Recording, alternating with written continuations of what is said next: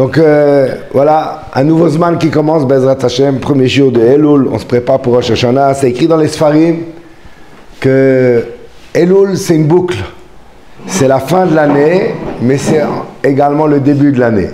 Ça veut dire que de Elul dépend tout, le Rosh Hashanah, et il met à din Bezrat Hashem qu'on entend de bonnes nouvelles pour que Israël. Une année de délivrance, moi j'ai dit Tafshin Pedal, j'ai pas encore trouvé mieux, mais pour l'instant, Tavo, Shnat, Pidyon, Anefesh Vergouf, Pedalet, que vienne l'année de la rédemption du corps et de l'âme. Voilà. Plus que ça, je crois que ça ne peut pas être.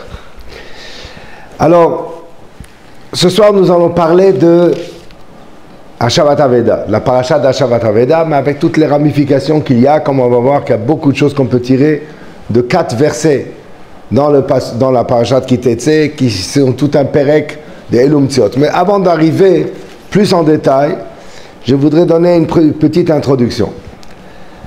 La Gemara dans Masechet Sota, elle cite un Torah de Kohanim. Tana de Be Rabbi Ishmael. On a enseigné au Beth Midrash de Rabbi Ishmael. Kol parasha, shenemra venishnit.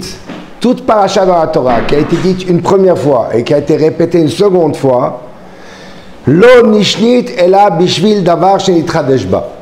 Ça n'a été répété que pour la nouveauté qui a été rajoutée dans le deuxième passage, dans la répétition de la Torah. Un exemple on a, c'est Gemara dans Masechet Chulin, et un Rashi qu'on vient de voir dans Parashat Re'eh. On sait que les Ma'achalot Asurot, les animaux autorisés et interdits, l'alimentation cachère, elle est répétée 2 fois dans la Torah, et dans Parashat Shemini et dans Parashat Re'eh. Et la Gemara nous dit dans Masechet Chulin, Samer Gimel Amud Bet, et Rashi le rapporte dans Parashat Re'eh, Yud Dalet Zayin, Lama Nishnu Behema, pourquoi on a répété les animaux? On nous a déjà donné la liste des animaux cachers, des signes de cacheroute et des animaux non cachers. Mipne Hashesua, parce que dans Parashat Re'eh, il y a un rajout. On nous parle d'un animal particulier qui a 2 colonnes vertébrales, qui est interdit à la consommation, bien qu'il ait le sabot fondu, bien qu'il rumine, etc. Donc c'est pour ça qu'on a répété la répétition de la totalité des animaux pour un cas particulier qui n'était pas cité dans Parashat Shemini. Ou Be'ofot, et dans les oiseaux, on sait que la Torah nous donne la liste des oiseaux rapaces non cachers. On a dans Parashat Re'eh Ra'a, on a dans Parashat Shmini Da'a, Aya, etc. Et toute la répétition de la liste des oiseaux non cachers n'a été répétée que pour cet ajout de Ra. Comme ça, c'est écrit dans la Gemara. Viens Rabban Kotler Zichron Bacha, il posait une question extraordinaire. Finalement, tu m'as répété tout Parashat Shemini pour me rajouter dans Parashat Re'eh un animal et un oiseau. Eh bien, cite cet animal-là dans Parashat Shemini, tu n'auras pas besoin de répéter.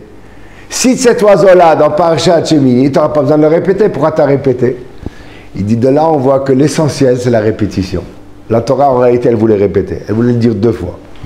Seulement, c'est difficile pour un homme de répéter quelque chose s'il ne sent pas qu'il y a du nouveau. Alors, on lui a rajouté un petit peu de nouveau, de manière à ce qu'il accepte de répéter. Mais en réalité, l'essentiel, c'est la répétition.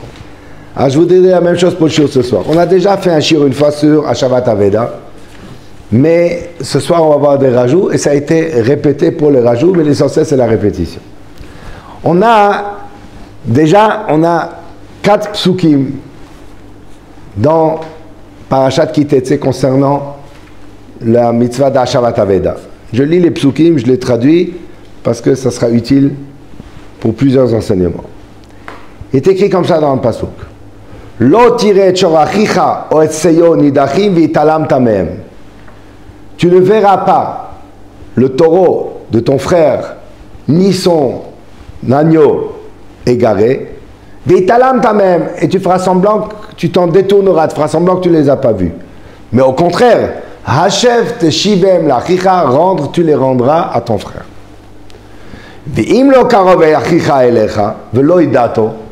Et si ton frère n'est pas à proximité et tu ne sais pas qui est celui qui a perdu ses objets, ses bêtes ou ses objets,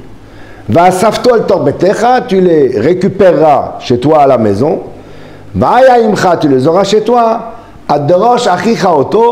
jusqu'à ce que ton frère te les réclame, va chez Botalo, l'Agma traduit plus, pas seulement il les réclame, jusqu'à ce que toi, tu enquêtes auprès de celui qui vient réclamer ce qu'il a perdu, qu'il est bien le propriétaire qui les avait perdus, de manière à le restituer au bon propriétaire. Tu ne peux pas t'en débarrasser au premier venu qui vient réclamer. Tu dois être sûr que tu ne vas pas léser le vrai propriétaire.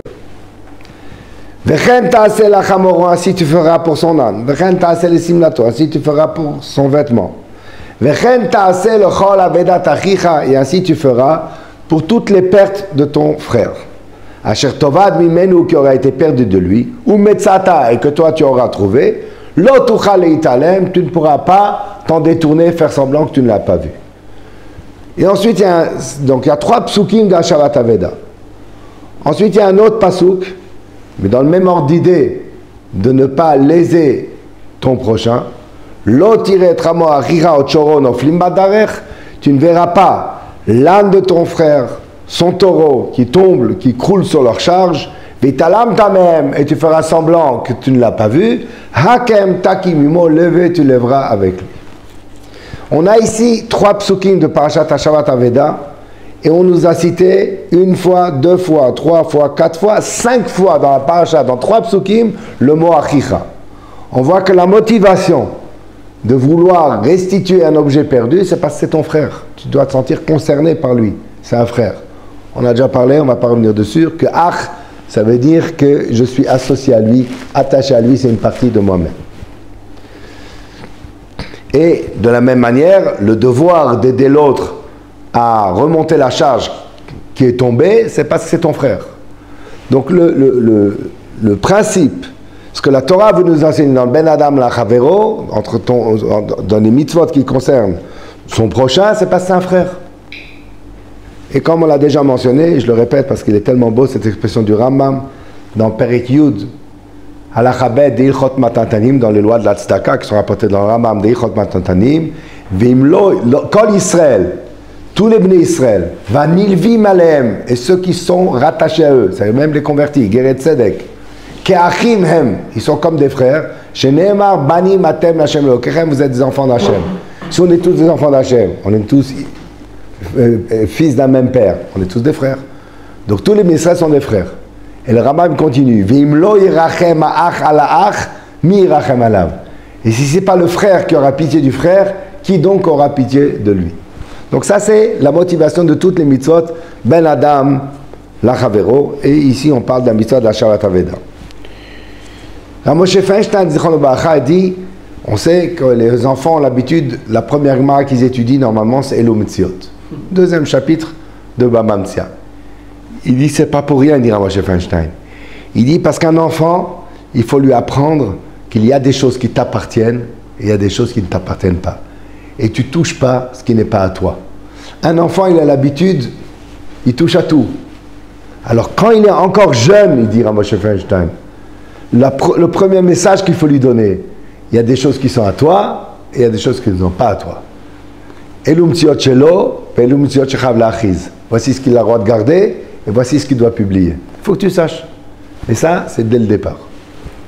Maintenant, il y a un chidouche extraordinaire, pratique, dans les lois d'Ashavat Aveda. En Eretz Israël, peut-être moins, parce qu'on n'a pas besoin d'en arriver là. En diaspora, c'est sûr qu'on a besoin d'en arriver là. Finalement, combien de cas de Ashavat Aveda un homme peut déjà pratiquer et réaliser dans sa vie? Il faut que ça soit quelque chose qui est un siman. Il faut qu'il n'y ait pas eu yush, qu'il n'ait pas désespéré, le prophète n'est pas désespéré. Et même s'il y a un siman, si ça a été perdu dans une place publique qui est fréquentée plus par des non-juifs que par des juifs, c'est sûr que l'autre il s'est dit, il n'y a personne qui va me le rendre, bien, même s'il y a un siman. Donc il y a un yush malgré le siman. Alors combien de cas déjà de Hashavat Aveda il peut exister? Bon, on va dire en Eretz Israël, mais ça dépend aussi dans quelle ville. Il y a des endroits qui sont fréquentés par beaucoup de touristes. Alors même s'il y a un siman, il a fait yush. C'est qu'il a réalisé qu'il a perdu, il s'est dit qui c'est qui va le trouver? Quelqu'un il va aller, il va le ramener à la police, il va ramener aux objets perdus. Pas beaucoup de chance. Alors comment est-ce qu'on peut avoir la mitzvah d'Ashavat Aveda d'une manière courante? J'ai pensé une fois à un chidouche et je l'ai trouvé après Baruch Hashem dans la Aruch HaShulchan. Et le chidouche il est la chose suivante.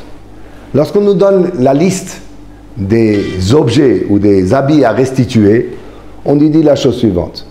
On parle du taureau, du mouton de ton prochain, de son vêtement, de son âne, et ainsi tu feras le chol avedat achicha. C'est pas une liste exhaustive, mais ça y est, j'ai déjà compris le message. J'ai compris que ce qu'il a perdu, il faut que je lui rende. Qu'est-ce que tu viens me rajouter? Et en plus, le chol, pour toutes les pertes de ton prochain. Vient la Gemara et nous dit, le chol avedat achicha, le rabot avedat karka. Pour inclure, vous l'avez ici, en bas de la page, le rabot avedat karka. J'ai noté 1. Pour inclure avedat karka, qu'est-ce que c'est avedat karka? Un terrain qui a été perdu. Comment un terrain peut être perdu? Il a perdu les documents, il ne connaît plus les limites de son terrain. Comment on peut perdre un terrain? C'est une question, non? Ça veut dire quoi avedat karka? Il a perdu un terrain. Nous disent les chachamim, tu sais ce que ça veut dire un terrain? Il a un terrain qui est en bordure, en lisière d'une rivière. Et il y a eu maintenant une fonte des neiges, il y a eu des pluies torrentielles et diluviennes pendant des jours et des jours, et la rivière elle est en train de monter. Et si toi tu ériges pas une digue pour protéger son champ, ça y est. C'est vrai, il sera bien arrosé, mais il sera plus qu'arrosé, il sera inondé, et tout ce qui a déjà été planté, c'est perdu pour cette année. Alors il y a une mitzvah, le chol avedat achicha, qu'on apprend de là, qu'il a un devoir l'igdor bifneim, que de là il doit mettre des sacs de sable, il doit monter une digue pour essayer au maximum de protéger le champ de l'autre. Ça c'est avedat achicha, ça c'est avedat karka. C'est pas que le terrain il va être perdu. Le terrain on sait où il est, et d'ailleurs on connaît le propriétaire. Mais il risque de perdre son terrain, parce qu'il va être inondé. Et finalement, enseveli ou par etc.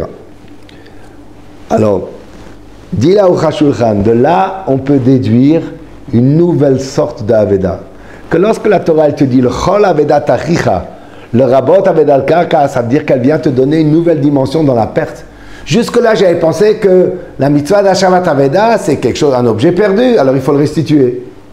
On vient te dire non. Tu sais ce que c'est Ashavat Aveda? Ashavat Aveda, ça veut dire que l'autre, il risque d'avoir une perte, et tu l'empêches d'avoir cette perte-là. Il a oublié la lumière allumée chez lui, il est parti en vacances, tu l'appelles, tu lui téléphones, tu lui dis comment est-ce que je peux faire pour éteindre la lumière chez toi. Il a laissé le soir, il allait se garer, il a laissé la voiture avec les phares allumés, il revient le lendemain, il n'a plus de batterie. Il ne part pas au travail demain. Comment tu fais? Tu vas, tu l'appelles, tu lui dis voilà, vous avez oublié, les phares sont allumés. Ça s'appelle Ashavat Aveda. Plus que ça, chaque chose qui est Shavet Pruta. Tu es en classe avec l'autre. Il a fait tomber son stylo par terre, il n'a pas réalisé. Si tu ne le ramasses pas, le prochain qui passe, il marche dessus, ça y est. Et toi, tu prends le stylo, tu le rends. C'est Ashavat Aveda. Il n'avait pas perdu. Il a son manteau qui est tombé. Et les gens, ils passent à la synagogue. Ils marchent dessus. Le type, Shabbat, c'est placé pour le porter, mais dimanche, il l'emmène au pressing. Enfin, lundi. S'il n'est pas en Israël. Et donc, tu l'as évité. Il a son chapeau qui est tombé. Un type, il passe, il marche dessus. Tu l'as remis. Empêcher que l'autre, il ait une perte, ça s'appelle Ashavat Aveda.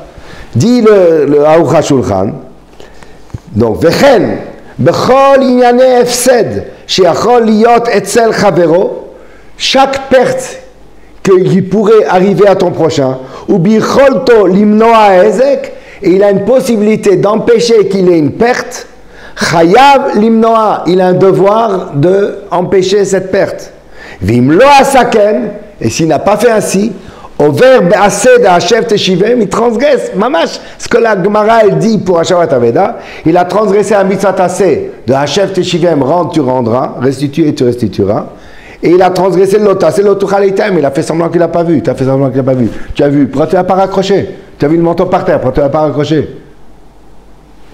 Ça c'est la mitzvah Ashavat. Donc on voit que la mitzvah d'Ashavat Aveda, elle peut être faite d'une manière très courante, parce que ça c'est des cas courants, que finalement tu peux empêcher l'autre d'avoir une perte, et ça passe à être une grande perte de Shavet Pruta, mitzvah d'Ashavat Aveda.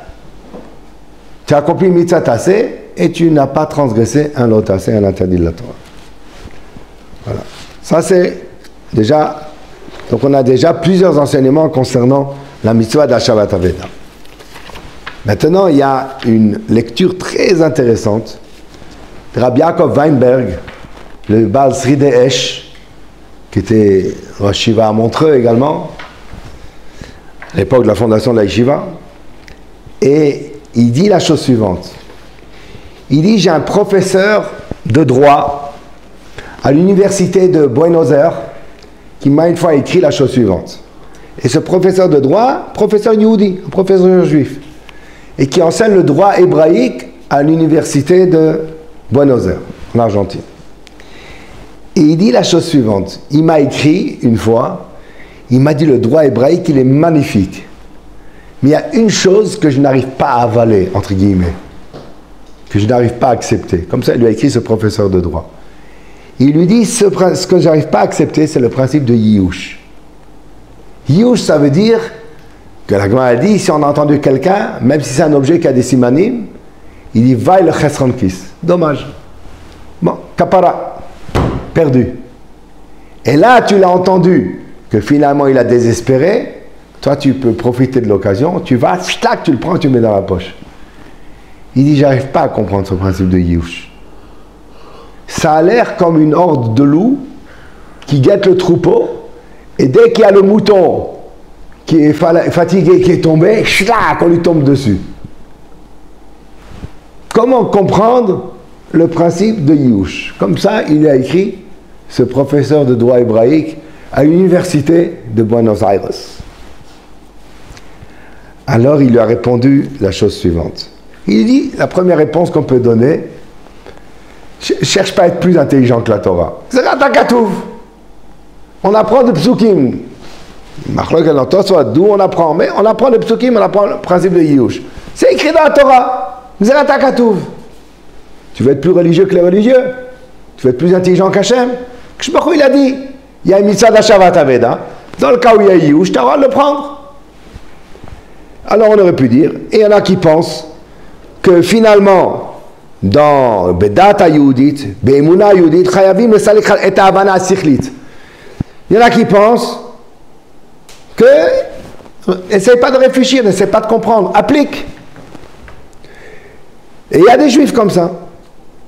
Il dit, une fois j'ai dit à un shiur à Berlin, il raconte, il était donc au séminaire rabbinique de Berlin, il dit le Sridei Esh, et j'ai emmené une couchette d'un Tosfot et j'ai dit, il faut comprendre, qu'est-ce que Tosfot il demande? Alors il y a un juif qui m'a demandé, qu'est-ce que ça veut dire il faut comprendre ce que Tosfot il demande? Pourquoi? Tosfot ils ne savent pas ce qu'ils disent? Si Tosfot tu poses la question, c'est que c'est une question. Alors, mais c'est pas comme ça. Il faut se casser la tête. Il faut essayer de comprendre avec la sagesse qu'Hachem nous a donnée pour arriver au bout des choses. Et là où on ne peut pas comprendre, là où ça dépasse notre compréhension, à ce moment-là, on doit accepter des Mouna Shlema. Mais on a devoir de casser la tête, on a devoir de réfléchir. Alors je lui ai dit, ta question que tu demandes, qu'est-ce que ça veut dire? C'est quoi le principe de Yiyush? C'est comme si finalement on profitait de la déconfiture de l'autre. L'autre il est désespéré et on profite de son désespoir. Schlac, et je tombe dessus, schlac, je le prends. Alors il a dit au contraire. Dans le din de Yiyush, là, mitgalit marchevet amishpat hayudi. Là, on comprend la justice de la Torah. La Torah, elle n'a pas consacré, rendu sacré la propriété humaine. Dans le droit romain, ce qu'un homme, il s'est fatigué, il a travaillé, il lui appartient, pas touche. C'est à lui. Et là-bas, on consacre le droit de la personne, la propriété de la personne. Mais Mishpat Aromi, Kitshu et Abalut Apratit. Là-bas, ils ont consacré, ils ont sanctifié la propriété de la personne. La Torah, c'est pas comme ça. La Torah, elle te dit, l'Hashem haaretz umloa. Tout ce qu'il y a sur terre appartient à Hachem. Toi, tu appartiens à Hachem. Ton argent, elle appartient à Hachem. Toutes tes possessions appartiennent à Hachem. Tout appartient à Kadosh Baruch Hu. Ça n'existe pas de propriété privée. Mais à Kadosh Baruch Hu, il autorise l'homme qui a acheté quelque chose, qui a acquis quelque chose, qui a fabriqué quelque chose, le droit d'utilisation.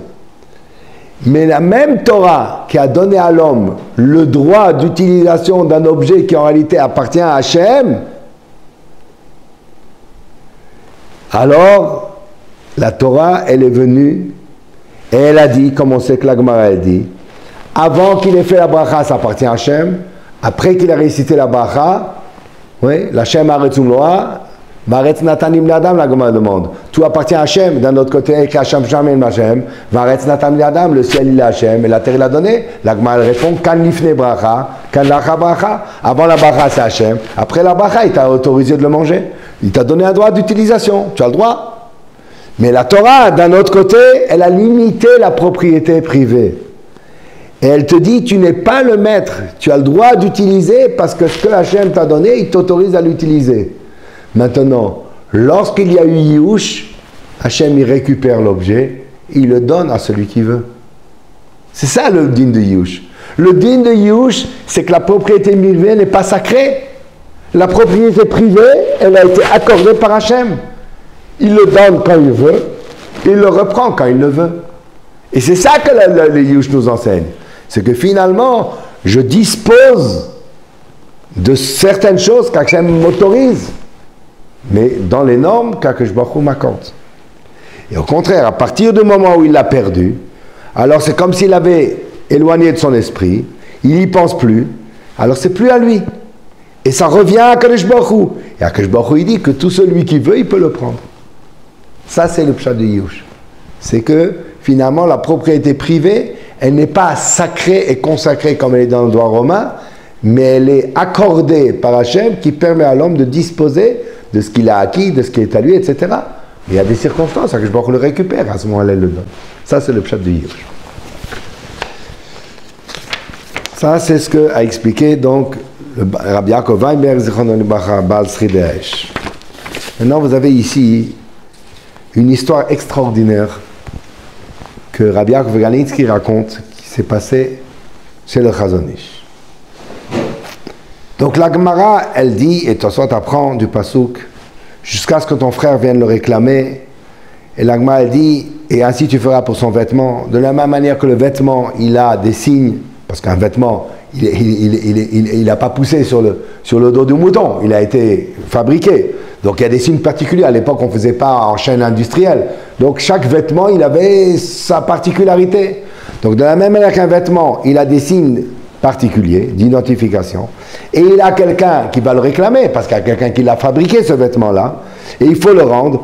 De la même manière, toute chose qui a un signe d'identification et qui a quelqu'un qui vient le réclamer, il faut lui rendre. De là, on apprend que s'il y a eu Yihush, que si maintenant il y a une personne qui vient le réclamer parce qu'il a désespéré, tu as le droit de le garder. Alors il dit voilà, Rabbi Yaakov Galitsky, on sait que pendant la guerre, il était en Sibérie.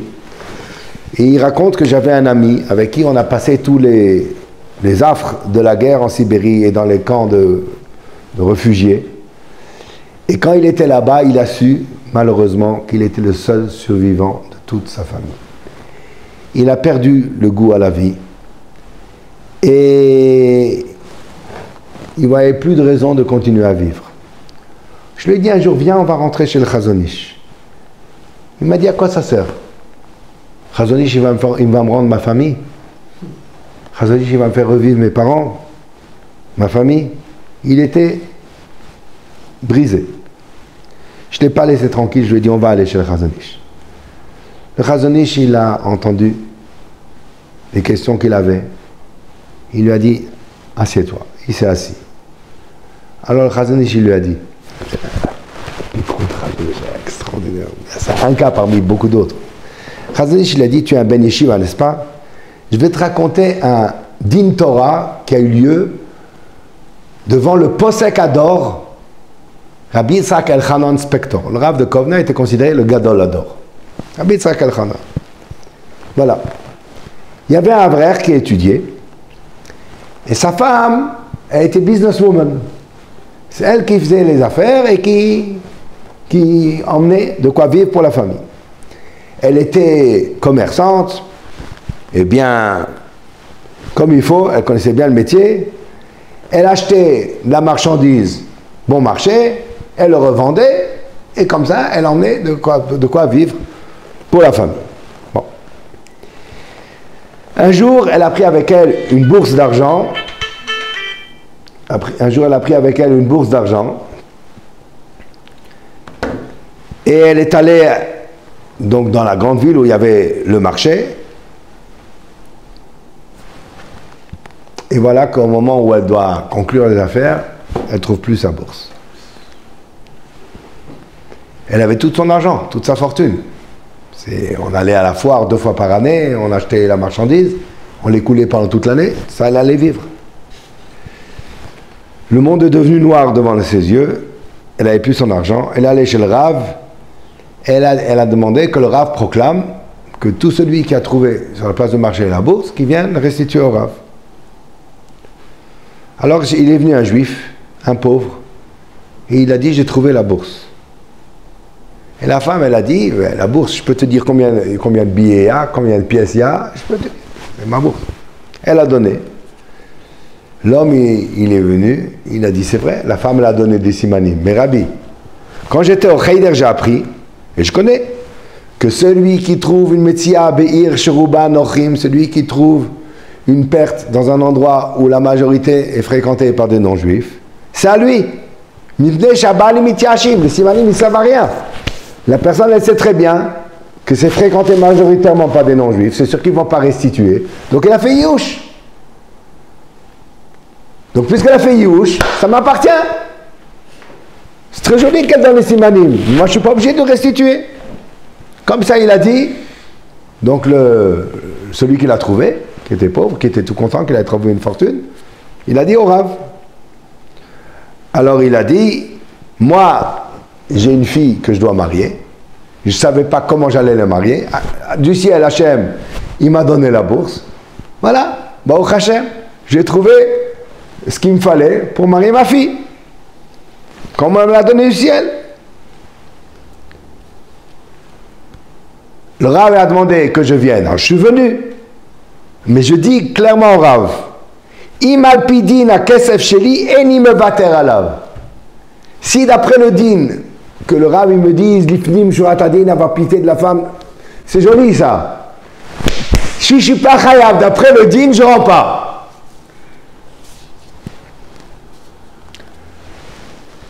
Le Rav, il a réfléchi. D'un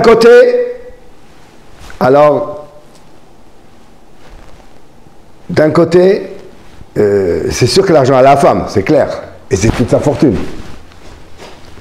Et toute sa famille dépend de ça. D'un autre côté, il a raison.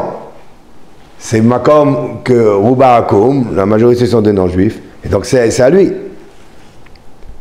Nous, alors le Chazon Ish, il a dit, il a dit, nous, qu'est-ce que tu penses? Qu'est-ce que tu penses? Il a dit, pauvre femme. A priori, il a raison. Il a raison. Alors il dit le Chazon Ish, le Rav de cette ville dans laquelle il y avait le marché, il a pensé comme toi. Mais il a envoyé la question au Rav, Rabbi Yitzhak Elchanan, le Gadol Hador, le Rav de Kovna, il a envoyé la question. Et le Rav a répondu, Alpidin, il doit restituer. Pas l'ifni mishurat adin. Alpidin, il doit restituer. Oh! Il raconte Rabbi Ganinsky, le vrai, il était surpris, mais moi aussi j'étais surpris. D'accord, tu me dis l'ifni mishurat adin, qu'au-delà de la loi, d'accord, mais tu me dis d'après la loi, c'est clair, c'est tranché comme ça dans la Gemara, tranché comme ça dans le Shulchan Aruch, Alpidin. Alors il a dit le Chazon Ish, il a dit écoutez bien. Le principe de cette loi-là, que quelque chose qui a été trouvé dans une ville où la majorité sont des non-juifs et que ça lui appartient, pourquoi? Parce que le propriétaire, il a désespéré. Une fois qu'on est l'achar yush, à ce moment-là, le din il est qu'il a le droit de récupérer. Il pense qu'un gars va le trouver, il désespère. Mais ici, cet argent-là, c'est l'argent de la femme. Et puis c'est l'argent de la femme. Ça ne lui appartient pas. Mashekan Taisha Kanabala. Donc c'est l'argent de son mari. Et son mari, il n'est pas au courant que l'argent il a été perdu. Donc c'est Yushelo Midat. Et on est passé comme Abaye, Yal Kegam, que Yush Elomidat, lo avait Yush. Donc il n'y a pas eu de Yush sur cet argent-là. Donc Meikar a dit, il a un devoir de lui rendre, parce que ce n'est pas l'argent de la femme, c'est l'argent du mari. Et ça, c'est le psak de Rabbi Yitzhak Elchanan Gadol Hador, comment il a vu les choses plus loin que ce que le Rav de la ville avait pensé, et il a dit qu'il avait un devoir. L'Avrech, il était tout content, Gaonout, mamash. Chazon Ish s'est penché vers lui. Il lui a dit, mais ça te concerne aussi. Qui t'a autorisé à être mityaesh? Qui t'a autorisé à désespérer de ta vie? Hein? Même si un homme a une épée de Damoclès qui lui pèse posée sur le cou, il ne doit pas désespérer. Tu penses que tu es propriétaire de la situation, que tu as le droit de désespérer? Tu penses que tu es maître de ton sort, que tu as le droit de désespérer? Nous ne sommes que les émissaires d'Akadosh Baruch Hu. Et c'est lui qui nous dit ce qui va nous arriver. Et nous, on doit faire ce qui repose sur nous et on doit prier pour la Hatzlacha. Qui t'a autorisé à désespérer? Et de là-bas, ce Avrech, il est sorti un nouvel homme. Sa vie a été transformée. Chazon Ish l'a sauvé. Hein? Non, Afghaninsky a emmené son ami qui désespérait, qui était... Et c'est le Chazon Ish, et grâce à Chazon Ish, il a fait prendre conscience que finalement, tu n'es pas maître de la situation. Qui t'a autorisé? Comme la femme, elle ne peut pas désespérer sur ce qui ne lui appartient pas, il lui dit, ça te concerne toi aussi. Tu ne peux pas désespérer sur ce qui ne t'appartient pas. Hachem, il t'a laissé en vie, tu es le seul rescapé de la famille. Ta vie, elle ne t'appartient pas, c'est Hachem qui t'a donné. Qui t'a permis de désespérer? Ça ne t'appartient pas, c'est Hachem. Donc tu ne peux pas désespérer. Et grâce à ça, ça lui a remonté le moral. Maintenant, on revient sur la première feuille. Et on va lire un passage extraordinaire.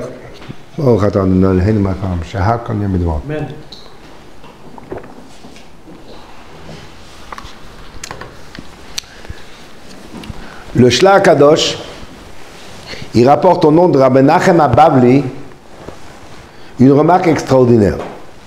Pourquoi la mitzvah d'Hashavat Aveda s'appelle Hashavat Aveda? Hashev Teshivem, rendre, tu lui rendras. Il fallait dire Harzer Tarzirenulo, restituer, tu le restitueras. Pourquoi le terme Hashev Teshivem? Là-dessus, dit Rabbi Menachem Ababli, que cite le Shla Kadosh. La raison de cette mitzvah est pour nous dire, si déjà tu dois restituer à l'autre une perte pécuniaire, financière qu'il a perdue, tu dois le restituer. Kol sheken abedat nafsho, à plus forte raison que s'il a perdu son âme, que s'il s'est fourvoyé, tu dois l'aider à faire tchouva. Si déjà tu dois lui restituer son argent, à plus forte raison que tu dois l'aider à restituer sa neshama. Comme ça dit Rabbi Menachem Ababli. Le Chaim HaKadosh, sur place, il traduit tout le passage de la mitzvah d'Hashavat Aveda sur la Teshuvah. Et il dit comme ça. Lo tiret shor achicha. Tu ne verras pas le taureau de ton frère. Et il dit, c'est qui ton frère? C'est Hachem, qui s'appelle ton frère. Les tzadikim, ils méritent d'être appelés les frères, comme Rishbach a écrit. Achoti, Rayati, Israël, il a appelé une sœur, il a appelé un frère, il a appelé une mère, il a appelé une femme. Tous les termes d'affection. Et les tzadikim, ils sont appelés les frères Kaviyachod HaKadosh Baruch Hu. Alors, qui tirait shor achicha, lorsque tu verras l'homme, qu'au lieu d'être un homme, il est plus proche de l'animal que de l'homme, mais c'est l'animal d'Hachem, alors tu vas essayer de le restituer à Hachem. Tu vas aider cet homme-là à faire tchouva de manière à le rendre à Hachem. Alors il dit, on vient nous dire que Bnei Kalcha, Tzadik Olam, ils ont un devoir de faire envers HaKadosh Baruch Hu. Ce sont les tzadikim qui sont appelés des frères Kaviyachol HaKadosh Baruch Hu.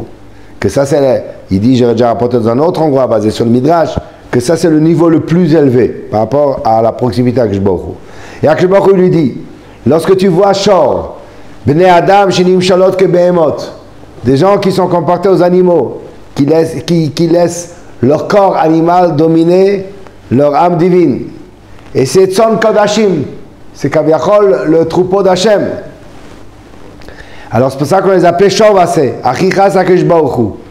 Nidachim, Tu les as vus qu'ils se sont égarés, comme il y a écrit, Venidarta vishtachavita lahem. Tu vas t'égarer et tu vas te prosterner devant la Avodah Zara. Donc tu les as vus qui ont été égarés. Alors tu as un devoir, Yeshivem la achivu eloke olam. Tu vas les ramener vers leur frère Akadosh Baruch Hu. Et Hashev Teshivem. D'abord, tu vas les ramener vers le bon chemin, et de cette manière-là, ils vont se rapporter. Et de cette manière-là, Teshivem la achicha. Tu vas les ramener vers le bon chemin, et de cette manière-là, tu les as rendus et restitués à Akadosh Baruch Hu qui les avait perdus. Vimlo karov achicha. Mais si maintenant c'est pas proche, il dit ça va sur le temps de la galoute, où il y a écrit qu'il a dit Bilam Ashurenu velo karov. Je le vois le Mashiach, mais c'est pas proche. Alors vimlo karov, ça va sur Zman la galoute. Et velo idato. Et tu sais pas quand est-ce qu'il va venir le Mashiach, et tu sais pas quand est-ce que ça va être. Alors à ce moment-là, les gens risquent d'être découragés et de se laisser aller. Alors malgré tout, va saftol torbetecha, tu vas l'emmener dans ta maison. C'est quoi la maison? C'est la maison d'Hachem. Tu vas l'emmener au Beth Midrash. Tu vas lui enseigner la Torah. Tu vas essayer de le rapprocher. Jusqu'à ce qu'Hachem il vienne et il nous sauve de notre exil. Ainsi tu feras. Alors il dit, un homme il est composé.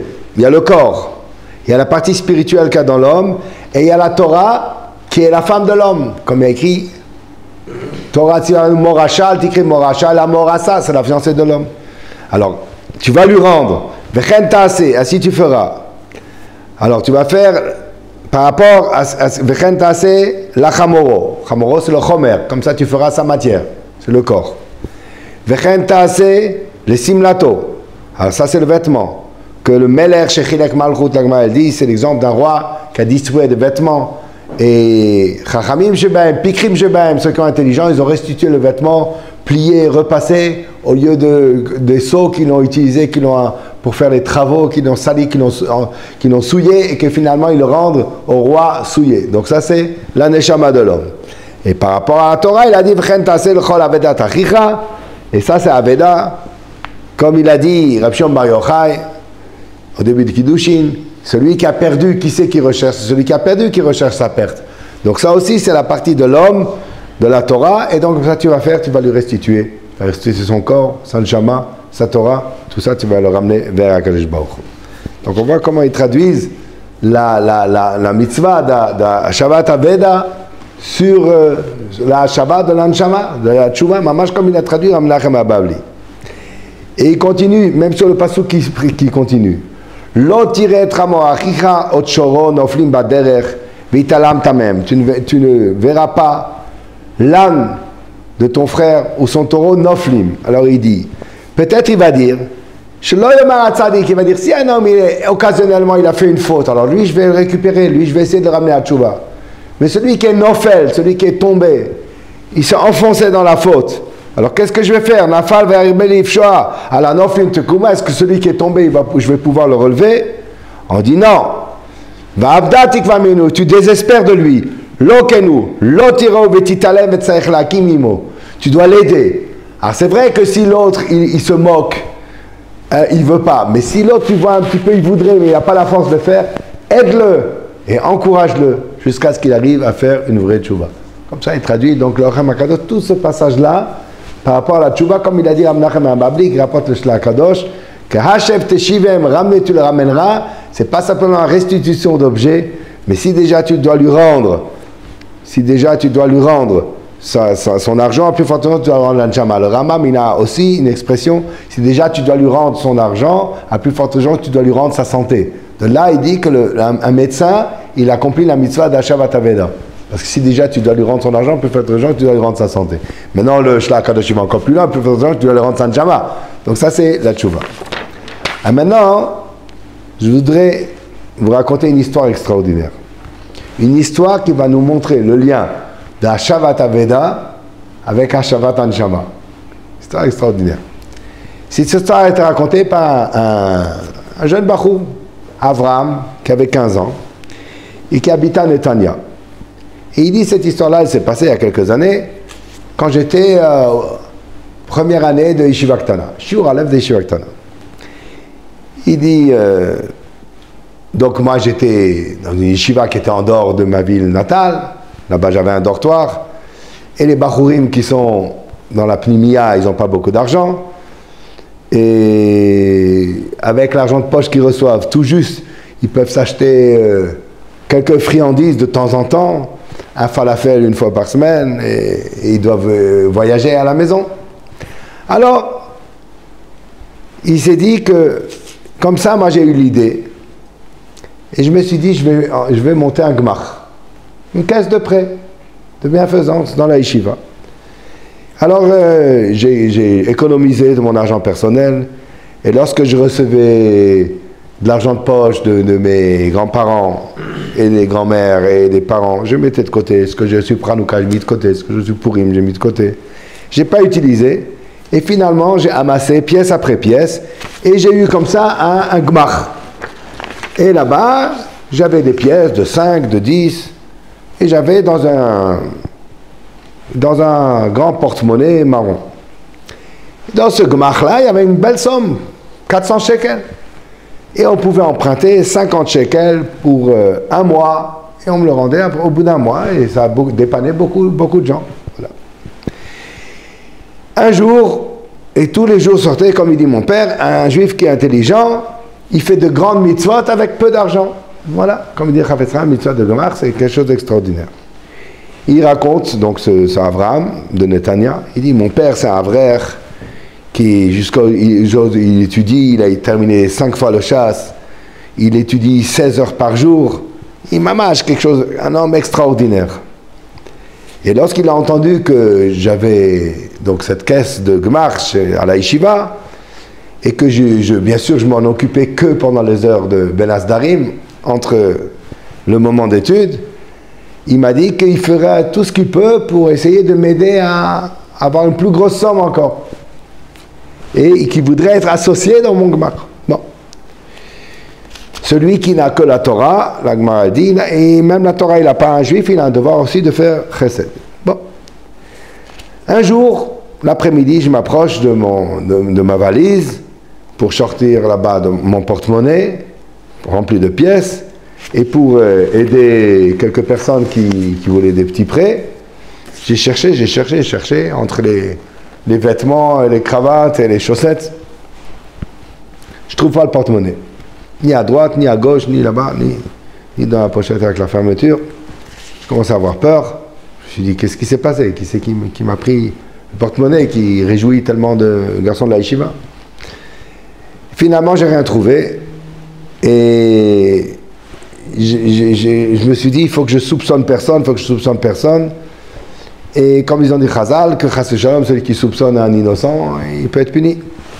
Bon, finalement, j'ai dit à tous ceux qui attendaient des petits prêts que malheureusement, je ne trouve plus le porte-monnaie et j'ai pas de quoi leur prêter. Bon.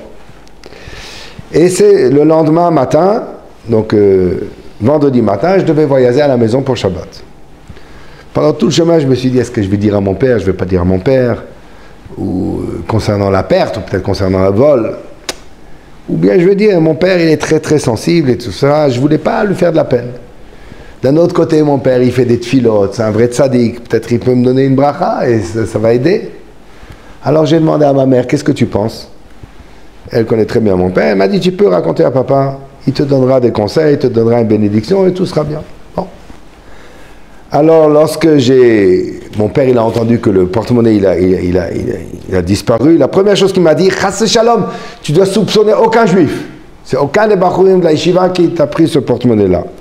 C'est bien, tu as soupçonné personne, c'est très bien.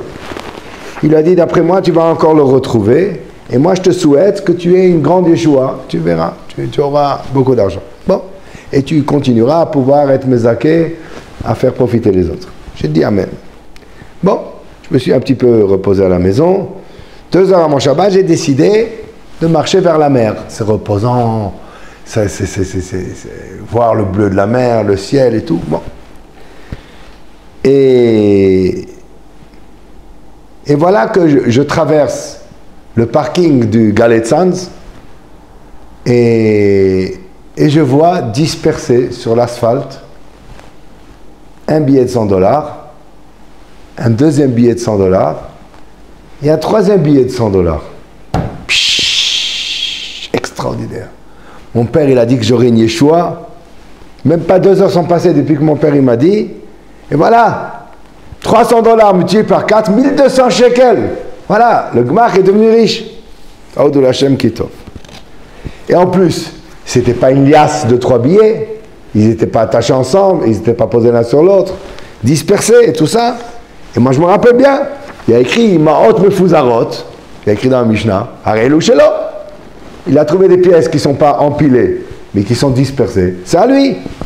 Baruch Hashem, la bracha de papa, elle s'est réalisée. Alors j'étais joyeux. Merci à maman de m'avoir donné le conseil de parler à papa. Merci à papa pour la bracha. Voilà. 1200 shekels de plus pour le Gmach. Enfin, de plus pour le Gmach. Je suis rentré à la maison, 10 minutes avant Shabbat. J'ai dit à mes parents, à mon frère, voilà, Yeshua, Mamash, c'est arrivé.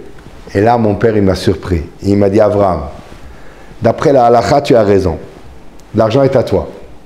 Mais d'après moi, Motzei Shabbat, tu dois aller tout de suite à l'hôtel, là-bas mettre un papier et de dire que tu as trouvé de l'argent et mettre un numéro de téléphone. Et d'après moi, celui qui a perdu, il appellera. J'ai dit, mais je ne suis pas chayav, d'après la halakha. Ça m'appartient. Il m'a dit, tu as raison, mon fils. Tu n'es pas chayav. Mais sache que celui qui se comporte, l'ifni mishurat adin, Akadosh Baruch Hu, il se comporte avec lui aussi, l'ifni mishurat adin.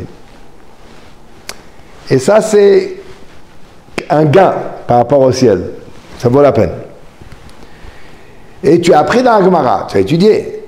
À voix de Shmuel, le père de Shmuel, c'est écrit dans c'est Achavdat Amud Bet. Il a trouvé Chamorim dans le désert après plus de 12 mois que ça avait été perdu. Et il les a restitués. Et la Gemara, elle a dit que bien que c'est sûr que l'autre il a fait Yiyush, l'Ifni Mishurat Adin, il les a rendus. Nous, tu veux pas être comme à voix de Shmuel, peut-être tu mériteras aussi d'être un Chacham comme à voix de Shmuel. Ça vaut la peine. Bon. Si papa il dit, alors on fait. J'ai pris un carton Bristol, j'ai écrit dessus, Nimtsa Kesef, on a trouvé de l'argent, celui qui a perdu, qu'il appelle tel et tel numéro de téléphone, etc. Peut-être, vous aurez du mal à croire, mais voilà, une demi-heure avant que je monte dans l'autobus, dimanche matin, pour retourner à la yeshiva, le portable de mon père, il sonne, Shalom. Mais d'abord, Baruch, j'ai vu l'annonce au Malon Galetzans, et j'ai perdu effectivement il y a 3 jours, vendredi, j'ai perdu $300. Et d'après moi, c'était sur le parking de l'hôtel. Est-ce que mon père dit oui, viens. 5 minutes plus tard, Jeep blanche s'arrête à côté de notre maison. De là-bas descend un bachour chiloni, les cheveux roux. Et mon père, il lui fait signe, c'est moi qui ai trouvé. Il me dit, j'ai pas de mots. Vous êtes mamash des tzadikim. Je suis allé rendre visite il y a 2 jours, donc vendredi, à mon frère qui a été Choser B'Tshuva, qui était ici à l'hôtel. Et j'ai sorti le trousseau de clés. Et ça a l'air qu'en sortant le trousseau de clés, j'ai fait tomber les dollars. Alors, mon père a rendu les dollars. Et Baruch, il a sorti un billet de 50 shekels pour remercier qu'on lui a rendu les $300. Bon. Ça, c'est la fin de l'histoire d'Ashavat Aveda. 2 ans plus tard, on a voyagé, mon père et moi et toute la famille, pour Shabbat chez des proches, chez de la famille à Bétar. 2 heures avant Shabbat, on est allé au mikvé, et lorsqu'on sort de là-bas, on rencontre quelqu'un avec une grande kippa, tzitzit, longue veste, yeux brillants, et une barbe rousse, longue barbe rousse. Il me dit, est-ce que vous n'êtes pas de Natania? Il dit, oui, on est de Natania. Vous vous rappelez pas de moi? Ah, mon père, il dit, qui es-tu? Il dit, moi, je suis le Baruch qui a perdu les $300. Ah, mon père, il enlace et tout ça. Il dit, oh, extraordinaire. Et il lui dit, c'est beaucoup grâce à vous.